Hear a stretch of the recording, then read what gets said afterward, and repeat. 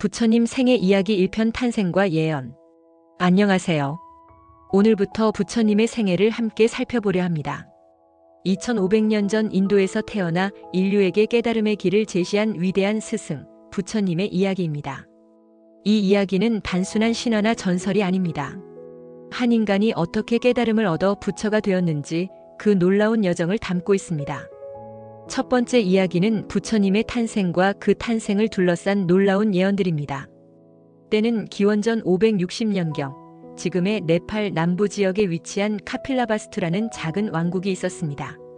히말라야 산맥에 눈 덮인 봉우리들이 북쪽 하늘을 장식하고 비옥한 평야가 펼쳐진 아름다운 땅이었습니다. 이곳을 다스리던 정반왕은 샤카족의 왕으로 백성들에게 존경받는 현명한 통치자였습니다. 정반왕과 그의 왕비 마야 부인은 서로를 깊이 사랑했지만 오랫동안 한 가지 슬픔이 있었습니다. 바로 아이가 없다는 것이었습니다.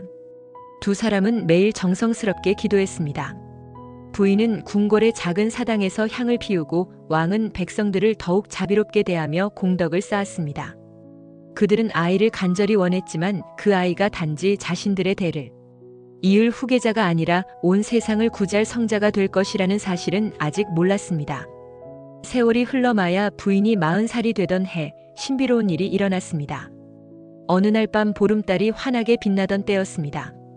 마야 부인은 깊은 잠에 빠져들었고 그 안에서 평생 잊지 못할 꿈을 꾸었습니다. 꿈속에서 부인은 높은 하늘을 보고 있었습니다. 갑자기 하늘이 열리더니 찬란한 빛과 함께 거대한 흰 코끼리가 나타났습니다. 그 코끼리는 보통 코끼리와는 달랐습니다. 6개의 상아를 가지고 있었고 온몸에서 은은한 빛이 났습니다. 코끼리는 천천히 하늘에서 내려와 부인 주위를 3번 돌았습니다. 그리고는 부인의 오른쪽 옆구리로 스며들듯 들어갔습니다. 그 순간 부인은 말로 표현할 수 없는 평화와 기쁨을 느꼈습니다. 꿈에서 깬 마야 부인은 이것이 예사로운 꿈이 아님을 직감했습니다. 흰 코끼리는 인도에서 가장 신성한 동물로 여겨졌고 특히 6개의 상아를 가진 코끼리는 최고의 상서로운 징조였습니다. 부인은 왕에게 이 꿈 이야기를 했고 정반왕은 즉시 궁중에 바라문 학자들을 불렀습니다. 학자들은 이 꿈의 의미를 해석했습니다. 대왕이시여, 이것은 매우 길한 꿈입니다. 왕비께서 위대한 아들을 낳으실 것입니다. 그 아이는 보통 사람이 아닐 것입니다. 정반왕은 기쁨에 겨워했고 온 궁궐이 축제 분위기에 휩싸였습니다. 왕은 가난한 백성들에게 음식을 나누어 주고 죄수들을 사면했습니다. 며칠 후 마야 부인은 임신 사실을 확인했습니다. 신기하게도 임신 기간 동안 부인은 전혀 불편함을 느끼지 않았습니다. 오히려 몸과 마음이 더욱 가벼워지고 밝아졌습니다. 부인의 얼굴에는 늘 미소가 가득했고 궁궐의 모든 사람들이 부인을 보면 저절로 마음이 평화로워졌습니다. 10달이 다 되어갈 무렵 마야 부인은 당시 인도의 풍습에 따라 해산을 위해 친정으로 가기로 했습니다. 친정은 데바다하라는 곳에 있었는데 카필라바스투에서 그리 멀지 않은 거리였습니다. 정반왕은 부인의 여행을 위해 모든 준비를 완벽하게 했습니다. 가장 편안한 가마를 준비하고 숙련된 시녀들과 의사들을 함께 보냈습니다. 수백 명의 호위 병사들이 길을 따라 안전을 지켰고 악사들이 아름다운 음악을 연주하며 행렬을 축복했습니다. 카필라바스투와 데바다 사이에는 룸빈이라는 동산이 있었습니다. 룸빈이는 사랑스러운 사람이라는 뜻으로 그 이름처럼 아름다운 곳이었습니다. 4월에 보름달이 뜨는 밤 동산은 온갖 꽃들로 만발했습니다. 장미, 연꽃, 자스민 등 향기로운 꽃들이 피어 있었고 그 중에서도 무우수라는 나무가 특히 아름다운 노란 꽃을 피우고 있었습니다. 행렬이 룸빈이 동산에 도착했을 때는 한낮이었습니다. 햇살은 따스했지만 너무 뜨겁지 않았고 시원한 바람이 불어왔습니다. 새들은 아름답게 노래하고 나비들은 꽃 사이를 날아다녔습니다.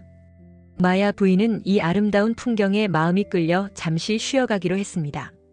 부인은 천천히 가마에서 내려 동산을 거닐었습니다.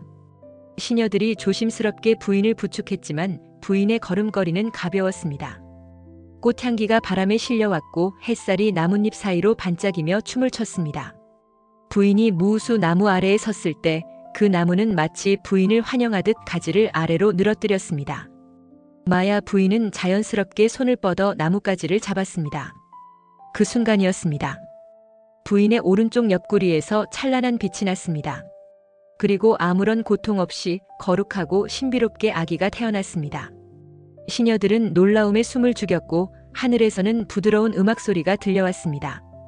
더욱 놀라운 일은 그 다음이었습니다.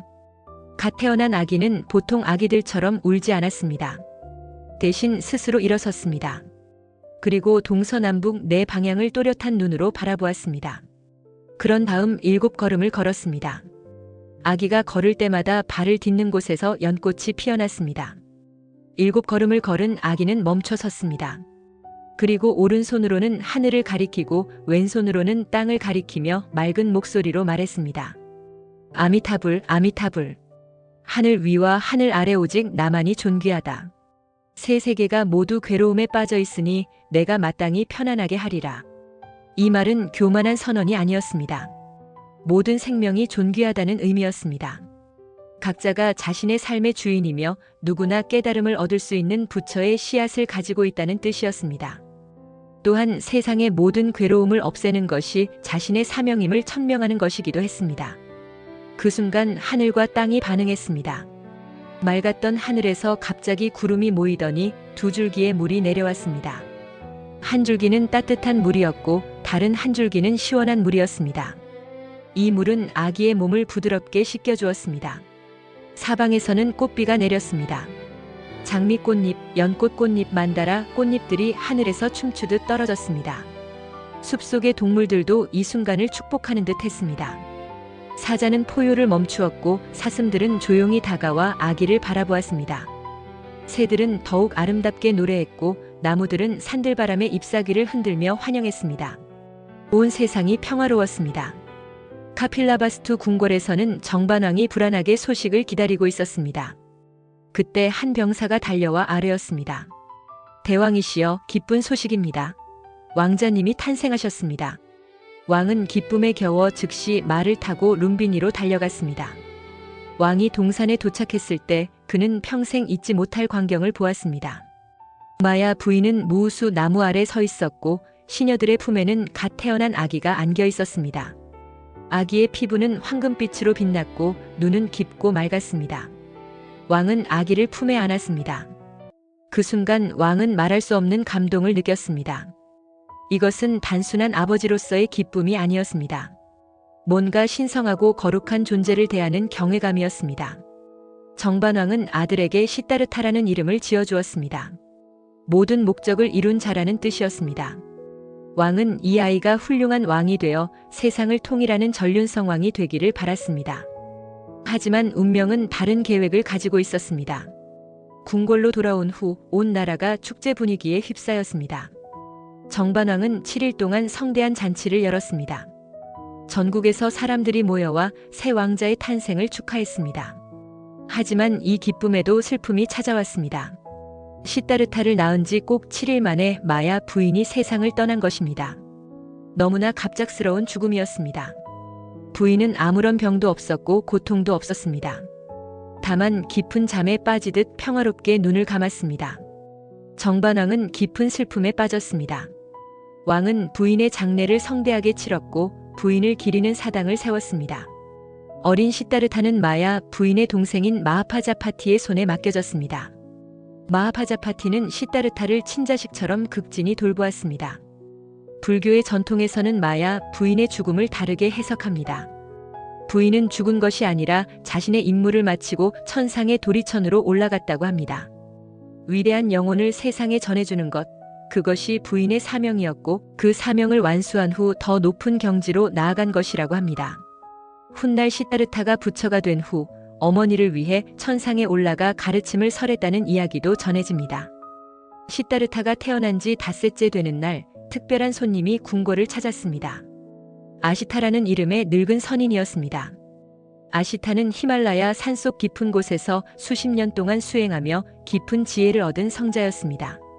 그는 보통 사람들이 보지 못하는 것을 보고 듣지 못하는 것을 들을 수 있었습니다. 며칠 전 아시타는 명상 중에 하늘에 나타난 상서로운 징조를 보았습니다. 별들이 평소와 다르게 배열되었고 천상의 신들이 기뻐하며 축제를 벌이는 모습이 보였습니다. 아시타는 무슨 일이 일어났는지 알아보기 위해 산을 내려왔습니다. 정반왕은 아시타 선인의 명성을 익히 들어 알고 있었습니다. 왕은 선인을 최고의 예우로 맞이했고 갓 태어난 왕자를 보여주었습니다. 아시타는 아기를 자세히 살펴보았습니다. 그의 눈에는 보통 사람들이 보지 못하는 것이 보였습니다. 아기의 몸에는 32가지 대인상이 있었습니다. 이것은 위대한 인물에게만 나타나는 신체적 특징이었습니다. 발바닥에는 1000개의 살로 이루어진 바퀴 문양이 있었습니다. 손가락과 발가락 사이에는 얇은 막이 있었습니다. 몸의 비율이 완벽했고 피부는 황금빛으로 빛났습니다. 혀는 길고 넓어서 얼굴 전체를 덮을 수 있을 정도였습니다. 목소리는 범천의 소리처럼 깊고 울렸습니다. 아시타는 한참을 아기를 바라보았습니다. 그리고 갑자기 눈물을 흘리기 시작했습니다. 정반왕은 깜짝 놀랐습니다. 선인이시여, 왜 우십니까? 우리 아들에게 무슨 불길한 일이라도 있습니까? 제발 말씀해 주십시오. 아시타는 눈물을 닦으며 대답했습니다. 아닙니다, 대왕이시여. 이 아이에게는 아무런 불행도 없을 것입니다. 오히려 그 반대입니다. 이 아이는 온 세상에 행복을 가져올 뿐입니다. 제가 우는 것은 이 아이 때문이 아니라 저 자신 때문입니다. 왕이 의아해하며 물었습니다. 그것이 무슨 말씀입니까? 아시타는 천천히 설명했습니다. 이 아이는 2가지 길 중 하나를 걷게 될 것입니다.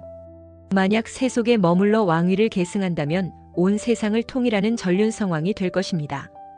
사방의 모든 나라가 그의 덕을 사모하여 스스로 복종할 것이고 백성들은 평화와 번영을 누릴 것입니다. 하지만 아시타가 계속 말했습니다. 만약 이 아이가 출가의 길을 택한다면 온 우주를 깨우치는 위대한 부처님이 될 것입니다. 그분은 무명의 어둠을 걷어내고 지혜의 빛을 밝힐 것입니다. 고통받는 모든 중생을 구제하고 생사의 바다를 건너는 배가 될 것입니다. 신과 인간 모든 존재의 스승이 될 것입니다. 왕은 숨을 죽이고 들었습니다. 아시타의 목소리에는 확신이 넘쳤습니다. 저는 이미 늙었습니다. 제 나이를 계산해 보니 이 아이가 깨달음을 얻고 가르침을 펼칠 때 저는 이미 이 세상을 떠나 있을 것입니다. 그래서 그분의 위대한 가르침을 직접 듣지 못할 것이 슬퍼 우는 것입니다. 정반왕은 아시타의 예언을 듣고 복잡한 심경이 되었습니다. 한편으로는 아들이 위대한 인물이 될 것이라는 말에 자랑스러웠습니다. 하지만 다른 한편으로는 깊은 불안이 엄습했습니다. 왕은 아들이 출가하는 것을 원하지 않았습니다. 왕위를 이어받아 훌륭한 왕이 되기를 바랐던 것입니다. 아시타가 떠난 후 정반왕은 깊은 생각에 잠겼습니다. 그리고 결심했습니다. 아들이 세상의 괴로움을 보지 못하도록 하리라. 궁궐을 낙원으로 만들어 왕자가 아무런 불만 없이 행복하게 살도록 하리라. 그러면 출가할 이유가 없을 것이라고 생각했습니다. 그날 이후 정반왕은 엄청난 노력을 기울였습니다. 3개의 궁궐을 지었습니다. 봄에 지낼 궁궐, 여름에 지낼 궁궐, 겨울에 지낼 궁궐이었습니다. 각각의 궁궐은 최고의 건축가들이 설계했고 최상의 재료로 지어졌습니다. 정원에는 세상에서 가장 아름다운 꽃들이 피었고 연못에는 온갖 종류의 물고기와 백조들이 헤엄쳤습니다. 왕은 또한 명령을 내렸습니다. 궁궐 안에서는 절대로 늙은 사람, 병든 사람, 죽은 사람을 왕자에게 보이지 말라고 했습니다. 왕자는 오직 젊고 건강하고 아름다운 것들만 보아야 했습니다. 시들어가는 꽃도 즉시 치워야 했고 노쇠한 하인들은 왕자의 시야에서 멀리 떨어진 곳에서 일해야 했습니다. 하지만 왕은 아직 몰랐습니다. 진리를 찾으려는 영혼은 어떤 높은 담으로도 막을 수 없다는 것을 말입니다.